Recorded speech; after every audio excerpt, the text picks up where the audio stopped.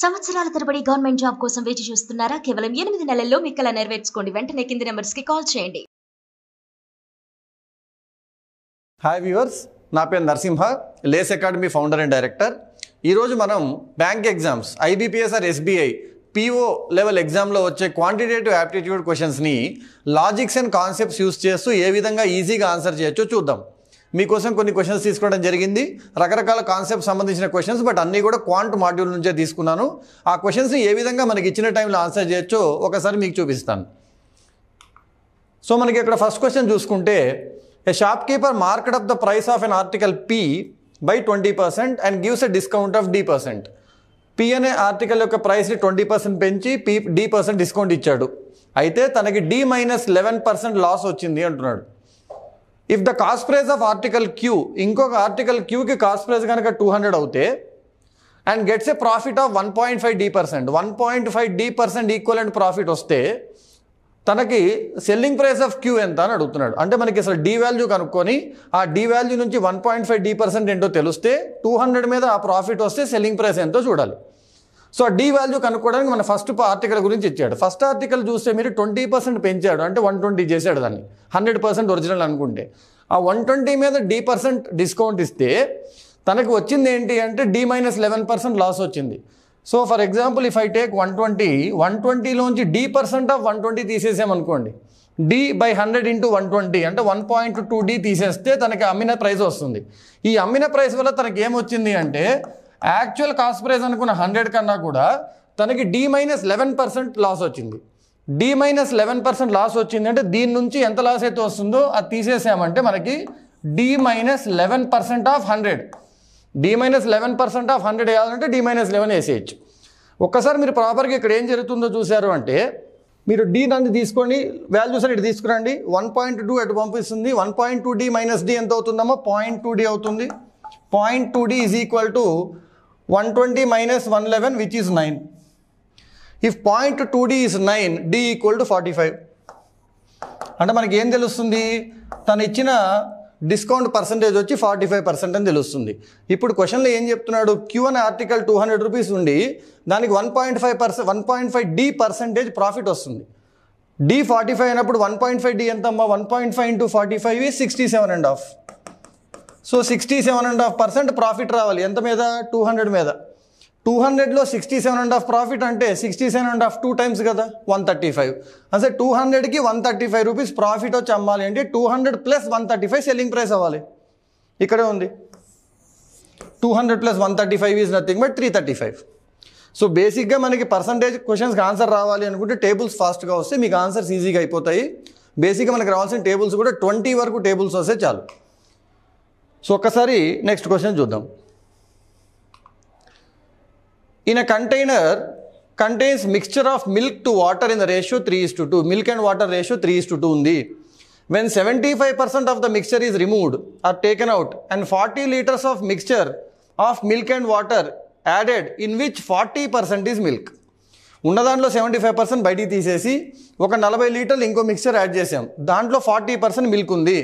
అయితే resulted mixture milk becomes 44.9% of the total. అయితే what is the quantity of milk in the initial mixture? ఒరిజినల్గా ఉన్న మిక్చర్లో milk ఎంత ఉండింది? ఇక్కడ ఫస్ట్ మీకు తెలియాల్సింది 44.9% అంటే 4/9 అని. 1/9 ఈజ్ నథింగ్ బట్ 11 1/9. సో 44 4/9% ఫ్రాక్షన్గా చేస్తే 4/9 వస్తుంది. అంటే ఫైనల్గా మనకి milk out of total volume 4/9గా ఉండాలి. ఇనీషియల్గా ఉన్న మిల్క్ వాటర్ రేషియో 3:2 ఉంది. దాంట్లో 75% మిక్స్చర్ తీసేశారు అండ్ ఇంకో 25% మిగులుతుంది.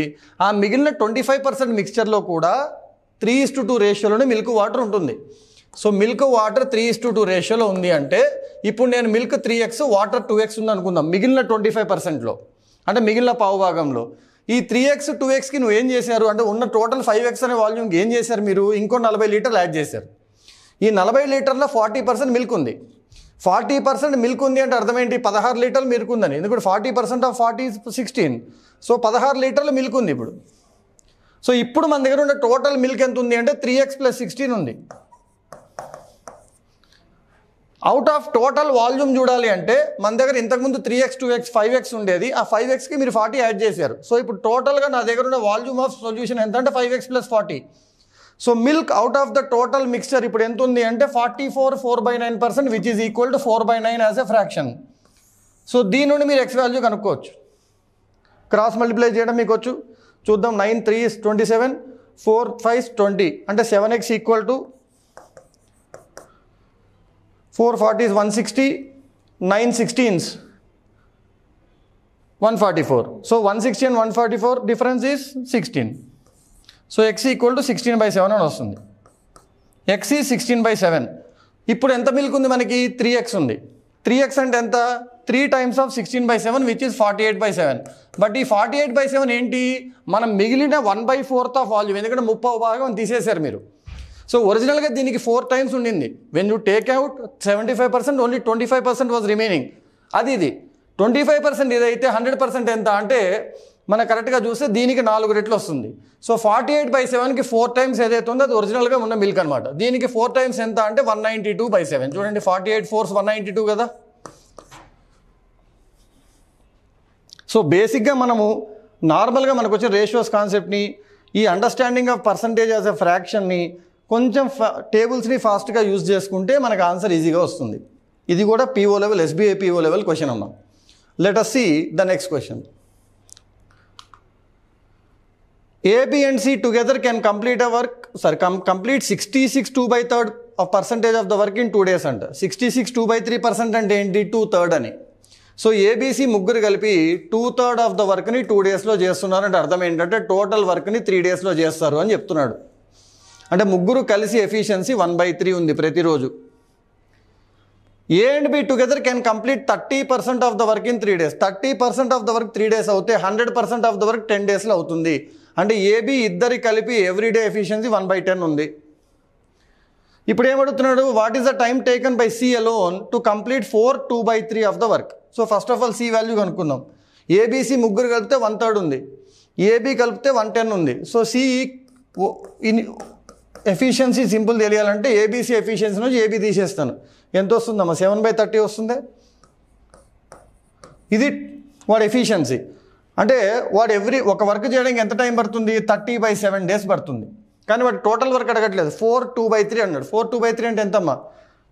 14/3. సో మనకి దీంట్లో 14/3 టైం సరిపోతుంది. ఒక వర్క్ చేయడానికి 30/7 టైం పడితే 14/3 వర్క్ చేయడానికి ఎంత టైం పడుతుంది? ఇంత పడుతుంది. చూడండి, 20 వస్తుంది. 10 2s. So the answer is 20. Straightforwardly మనం 66 2/3 అర్థం చేసుకొని ఎఫిషియన్సీస్తో డీల్ చేస్తే మనకు ఆన్సర్ అయిపోతుంది ఇక్కడ. So let's see one more question. 240 meters long train crosses a pole in x seconds. Same train crosses a 360 meters long platform in x plus 9 seconds. ఇక్కడికి 9 seconds extra time పట్టింది. ఈ 9 seconds ఎందుకు పట్టిందంటే వాడు 360 meters అనే ప్లాట్ఫామ్ని extra cover చేస్తున్నాడు. అంటే question ఇండైరెక్ట్గా ఏం చెప్పాడు? ఈ 360 meters వెళ్ళడానికి వీడికి 9 seconds టైం పడుతుంది. అంటే వాడు 40 meters per second అనే స్పీడ్తో వెళ్తుంది ట్రైన్. 40 meters per second మీరు 18/5తో మల్టిప్లై చేశారంటే km/h మార్చుకోవచ్చు ఎప్పుడైనా. Find the time taken by the train to cross a dog who is running in the same direction of the train at the speed of 36 kmph. 36 kmph అంటే దీని speed ఎంత ఉన్నట్టు? 10 meters per second ఉన్నట్టు. So ఇప్పుడు ఒకసారి గమనించారంటే దీనికి already 40 meters per second speed ఉంది. దీనికి 40 meters per second అంటే ఎంత వస్తుందమ్మా? 18/5తో చూస్తే మీకు 144 km/h వస్తుంది. ఈ 144 km/h స్పీడ్తో ఇది 36 km/h స్పీడ్ సేమ్ డైరెక్షన్లో వెళ్తుంది. అంటే ఏమవుతుందమ్మా? సేమ్ డైరెక్షన్లో వెళ్ళినప్పుడు స్పీడ్స్ మైనస్ అవుతాయి. So 40 meters per second speed, 10 meters per second speed same డైరెక్షన్లో వెళ్తే 30 meters per second స్పీడ్లో వెళ్తాయి. ఈ రెండు కలిపి 30 meters per second రిలేటివ్ స్పీడ్లో వెళ్తుంది. డాగ్ అన్నాడు కాబట్టి డాగ్కి లెంత్ ఉండదు కాబట్టి ఓన్లీ ట్రైన్ లెంత్ని కవర్ చేయాలి. So 240 is the distance to be covered in 30 meters per second speed. అంటే మనకి టైం ఎంత పడుతుందమ్మా? 8 seconds పడుతుంది. ఇందాక మనకి ఏమొచ్చింది? ఇక్కడ ఈ ఎక్స్ వాల్యూ ఎంత వచ్చిందో ఒకసారి చూస్తే వీళ్ళ స్పీడ్ వచ్చేసి 40 meters per second అమ్మా. 40 meters per secondతో ట్రైన్ లెంత్ని కవర్ చేసుకోవాలి అంటే 40తో 240 కవర్ చేయాలంటే 6 seconds టైం పడుతుంది. క్వశ్చన్లో దాన్ని ఎక్స్ అని ఇవ్వడం జరిగింది. అంటే x = 6 అని క్వశ్చన్ ఇండైరెక్ట్గా ఇచ్చింది. ఇప్పుడు మనకి డాగ్ను కవర్ చేయడానికి 8 సెకండ్స్ టైం పట్టింది. సో 8 అనేది ఏమవుతుంది 6 + 2 అవుతుంది, ఎందుకంటే ఆప్షన్స్ అన్ని x+ రూపంలో ఉన్నాయి మనకి. సో 8 సెకండ్స్ అనేది మనకి x + 2 సెకండ్స్ అవుతుంది. So this is our answer and go to the next question.